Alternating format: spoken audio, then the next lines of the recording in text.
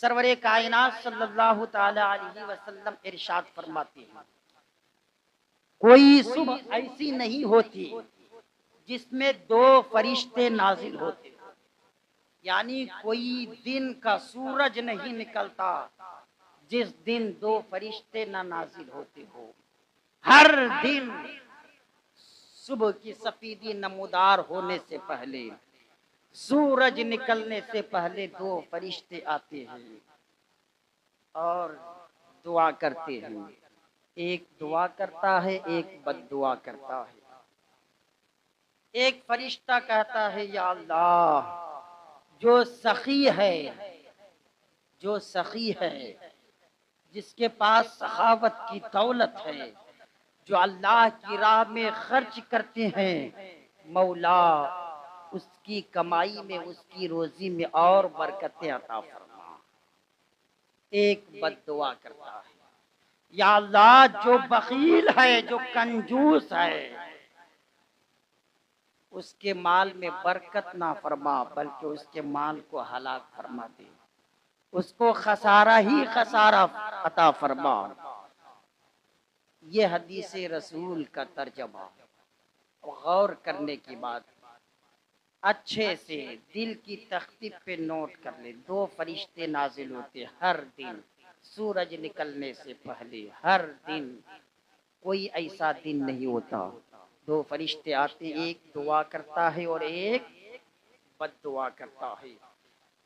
ایک اللہ کی راہ میں خرچ کرنے والے کے لیے دعا کرتا ہے، ایک کنجوسوں کے لیے بد دعا کرتا ہے۔ آج کوئی امام دعا کرے تو ہو سکتا ہے کچھ لوگ کہہ سکتے ہیں کہ امام کی دعا قبول ہوئی یا نہ ہوئی۔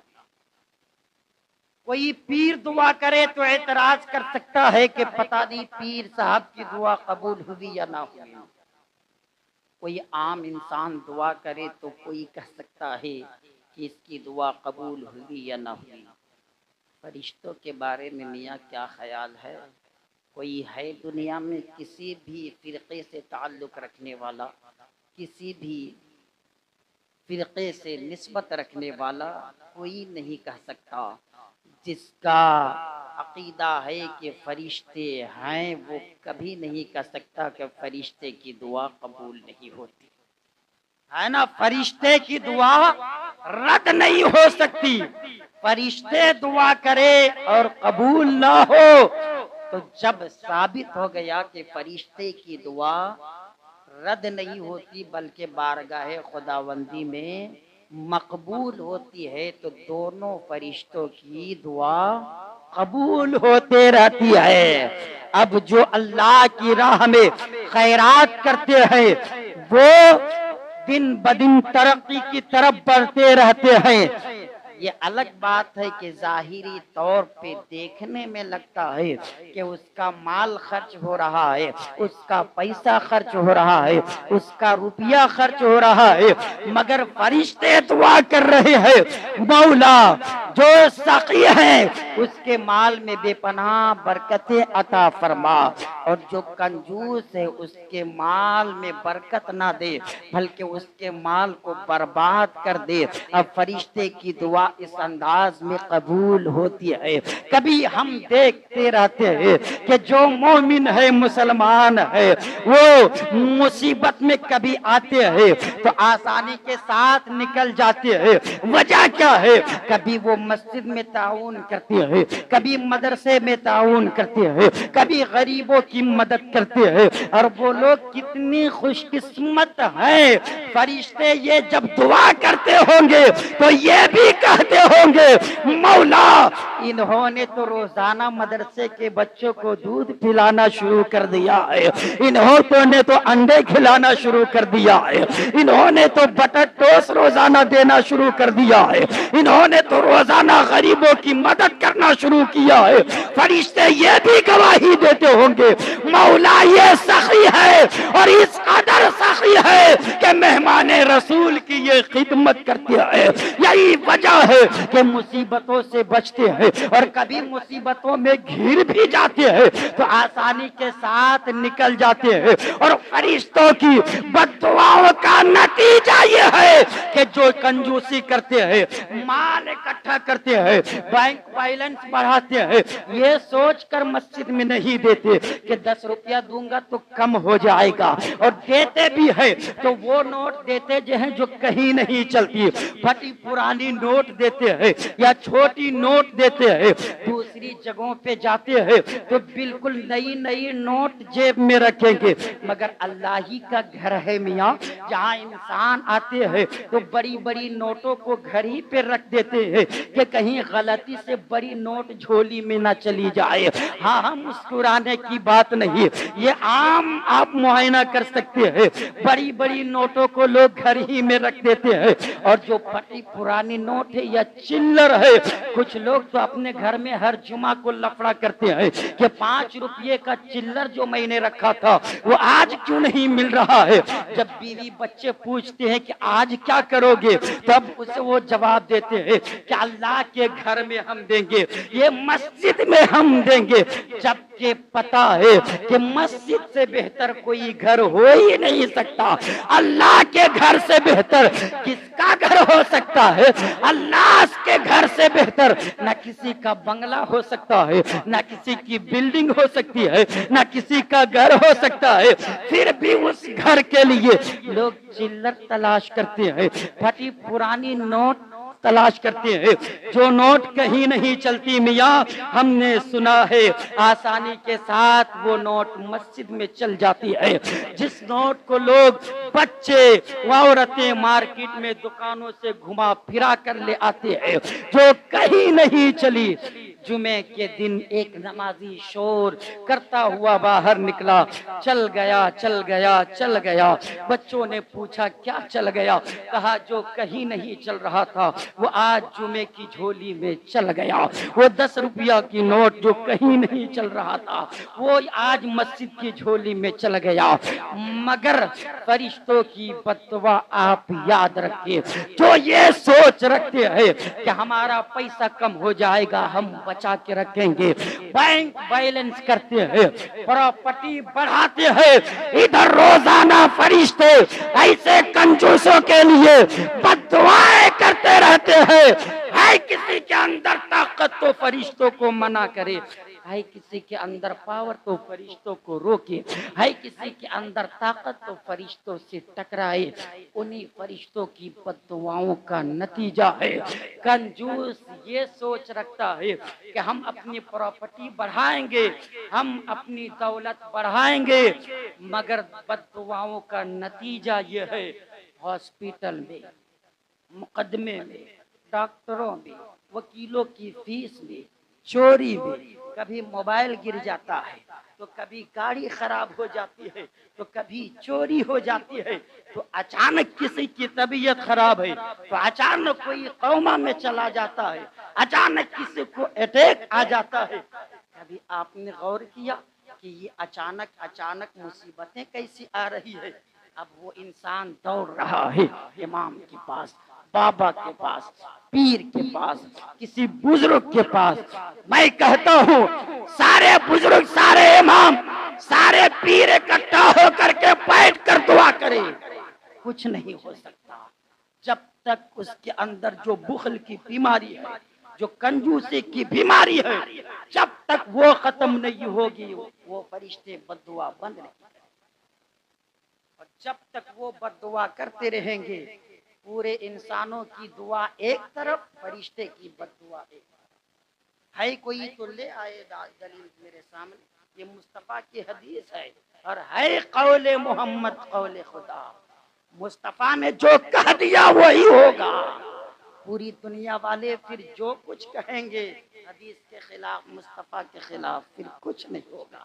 میرے آقا نے جو کہا ہے وہی ہوگا. اور مصطفیٰ نے فرمایا کوئی دن کا سورج نہیں نکلتا جس میں 2 فرشتے نہ نازل ہوتے. یوں ہی نہیں، میرے آقا نے فرمایا کہ صدقہ ایک ایسی چیز ہے جو آنے والی بڑی بڑی بلاؤں کو ٹال دیتا ہے. بڑی بڑی مصیبتیں، بڑی بڑی بلائیں، بڑی بڑی آفتیں جو آنے والی ہوتی ہے، چند روپے کے صدقے کی وجہ سے وہ بڑی بڑی بلائیں ٹل جاتی ہیں، بڑی بڑی مصیبتیں ٹل جاتی ہیں. مگر ہم یہ سوچتے ہیں کہ میاں پیسہ کم ہو جائے، کیا فائدہ مسجد مدرسے میں دین کی خدمت کرنے سے، اللہ کی راہ میں دینے سے کیا فائدہ. یہ سوچ جب تک رہے گی تو پھر فائدہ اسی میں نظر آئے گا، وکیلوں کی فیس میں، ڈاکٹروں کی فیس میں، آئی سی یو کا بل ادا کرنے میں، دن بدن ہر مہینے ہر ہفتے موبائل خریدنے میں، ہر ہفتے دواخانہ کا چکر لگانے میں جنہیں فائدہ نظر آتا ہے وہ اس حدیث پہ نظر نہ رکھے. اور جو اس حدیث پہ نظر رکھتے ہیں وہ اپنی بخل کی بیماری کو، اپنی کنجوسی کو ختم کرے. میرے آقا فرماتے ہیں احد کے پہاڑ کے برابر میرے پاس بھی اگر سونا چاندی ہوتا تو میں ایک دن ایک رات سے زیادہ نہ رکھتا، سب صدقہ خیرات کر دیتا، سب صدقہ خیرات کر دیتا. دونوں عالم کے مالک و مختار ہیں. 2 مہینے تک آپ کے گھر میں آگ نہیں جلتی تھی، 2 مہینے تک آپ کے گھر کا چولہا نہیں جلتا تھا. کیوں؟ سب صدقہ خیرات کر دیتے تھے. 2 مہینے تک سب لوگ کھجور اور پانی پہ گزارا کرتے تھے. اور ہم میاں اب تو اتنا بڑا ہم سیٹ بن گئے ہیں، بینک بیلنس کرنے کے چکر میں لگے ہیں، جبکہ مصطفیٰ نے فرما دیا کہ انسان کہتا میرا مال میرا مال، میری پراپرٹی میری پراپرٹی. انسان کا مال ہے کیا؟ 3 ہی تو ہے، جو کھا لیا، جو پہن لیا اور جو آگے صدقہ خیرات کر دیا. یہ 3 کے علاوہ انسان کا ہے کیا؟ جیسے ہی ادھر لوگ کفن پہنائیں گے، ادھر بیٹے بیٹیاں حساب کتاب کرتی ہیں کہ کتنا کہاں چھوڑا ہے، کس کو کتنا دیا ہے.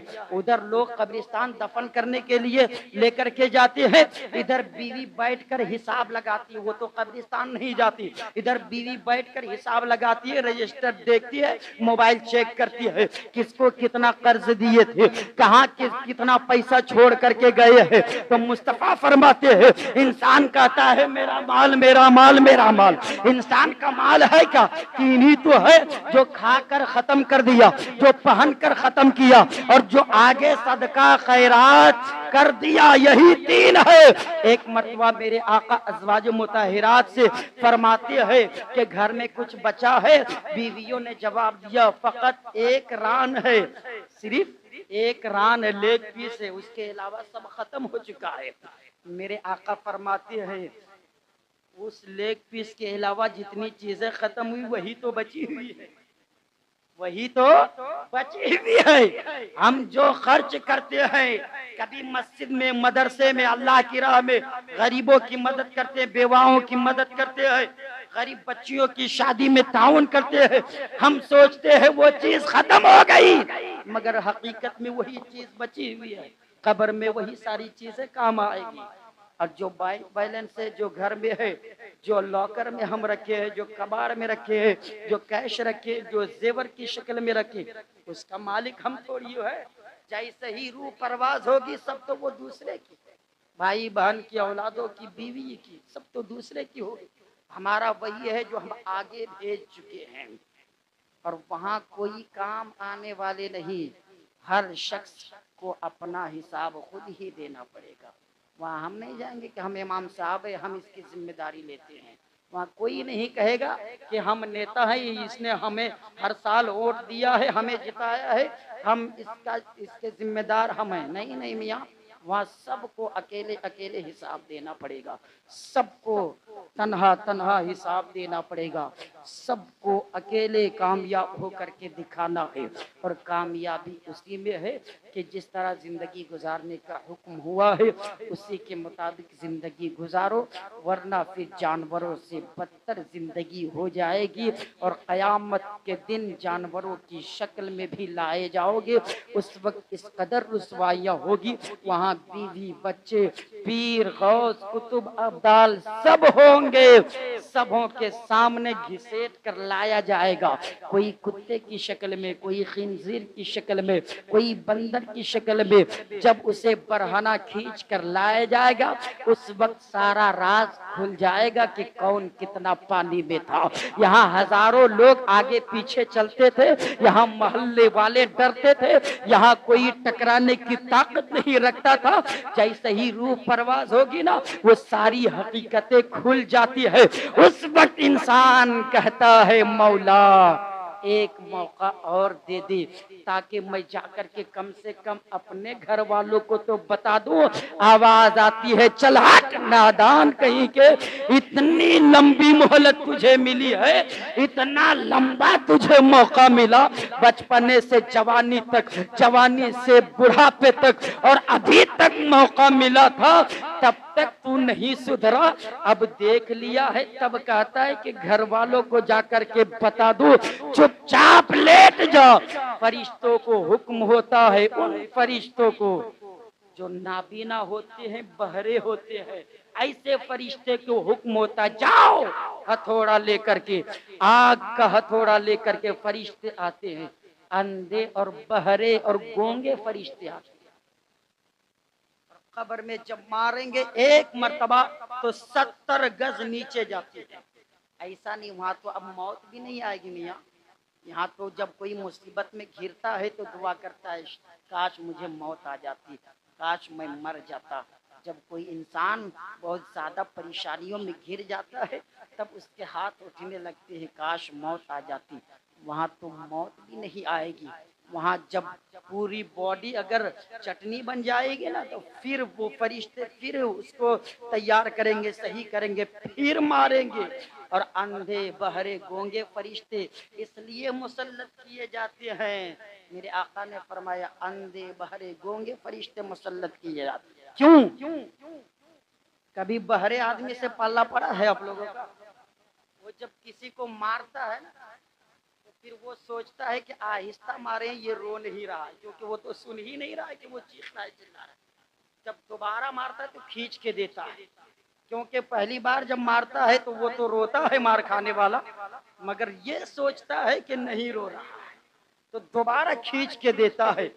اندھے بہرے گونگے فرشتے اس لیے مسلط کیے جاتے ہیں کہ وہ آواز نہ سنیں گے نہ انہیں رحم آئے گا، نہ وہ دیکھیں گے نہ رحم فرمائیں گے، وہ مارتے جائیں گے اور سوچیں گے ابھی کم زور سے مارے ہیں اس لیے نہیں چیخ رہا ہے چلا رہا ہے، دوسری بار جب ماریں گے تو اور زور سے ماریں گے۔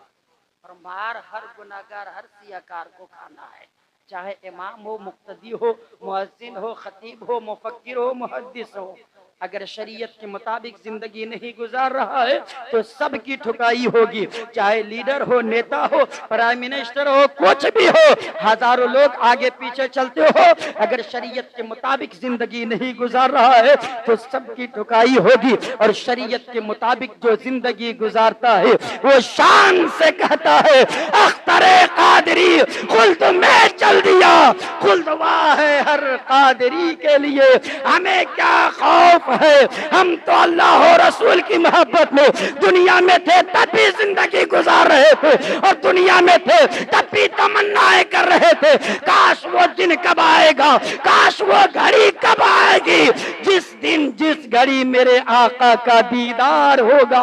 اور ویسا بندہ مومن قبر میں بھی جاتا ہے تو فرشتے کہتے ہیں مرحبا مرحبا، مبارک ہو تمہیں، آج تم اپنے صحیح مقام پہ پہنچے ہو۔ دنیا میں تو لوگ مذاق اڑاتے رہے، کبھی لباس کا مذاق اڑاتے رہے، کبھی گھر کا مذاق اڑاتے رہے، کبھی تیرے کھانے کا مذاق اڑاتے رہے، کبھی تیری نماز کا مذاق اڑاتے رہے، کبھی تجھے پاگل کہا گیا، کبھی تجھے مجنوں کہا گیا، کبھی تیری تسبیح کا مذاق اڑایا گیا، کبھی تیری ٹوپی کا مذاق اڑایا گیا، کبھی تیری داڑھی کا مذاق اڑایا گیا، کبھی تیرے سجدے کا مذاق اڑایا گیا۔ فرشتے اس وقت کہتے ہیں نم کنومت العروس، آج کوئی نہیں مذاق اڑائے گا، آج سو جا اس طرح جیسے دلہن سو جا، نوم کنومت نم کنومت العروس، سو جا جس طرح دلہن پہلی رات سوتی ہے، کوئی اٹھانے والا نہیں، کوئی جگانے والا نہیں۔ سے پتا چلا اے انسان، غفلت کی چادر کو اٹھا کر پھینک، مقصد زندگی کو دیکھ، پھر دیکھ کامیابی تیرے قدموں کو کس طرح آ کر کے چومے گی، ورنہ دن بدن در در ٹھوکریں کھاتے رہو، کامیابی کبھی نہیں ملنے والی ہے۔ وآخر دعوانا الحمدللہ رب العالمین۔